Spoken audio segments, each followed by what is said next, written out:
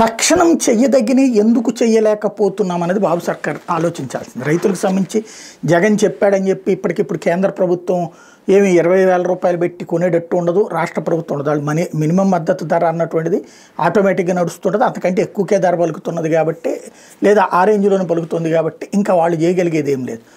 అయితే టమోటా రైతుకు కావచ్చు, కంది రైతుకు కావచ్చు, ఇట్లాంటిది రాష్ట్ర ప్రభుత్వం చెయ్యదగ్గది. అంటే అవి ఇప్పుడు ఫర్ ఎగ్జాంపుల్ మిర్చి అంటే రాష్ట్ర ప్రభుత్వం తీసుకుని ఏం చేయలేదు. ఎందుకని లైక్ మనకి దీన్ని ఏమంటారు, రైతు బజారులో అమ్మలేరు, లేదంటే కనుక ఇతరత్ర ప్రభుత్వానికి సంబంధించినటువంటి సివిల్ సప్లైస్ నుంచి కూడా లేదు. కానీ కందిపప్పు అయితే కనుక ఇవ్వచ్చు కదా ప్రజలకి సివిల్ సప్లైస్ ద్వారా, లేదు రైతు బజార్లో పెట్టి అమ్మించవచ్చు కదా. అలాగే టమోటా ఏదైతే డ్వాక్రా బజార్లు రైతు బజార్లో పెట్టి అమ్మించవచ్చు కదా. ప్రభుత్వం ఏది వాళ్ళకి అక్కడ 3 రూపాయలు 5 రూపాయలు వలుగుతుందంటే 7 రూపాయలు 8 రూపాయలు పెట్టి కొనొచ్చు కదా. ఇప్పటికీ రైతుకు 3 రూపాయల నుంచి 5 రూపాయలు వలుగుతుంటే ఇక్కడ 15 రూపాయల నుంచి 20 రూపాయలు పలుకుతుంది వినియోగదారుడి.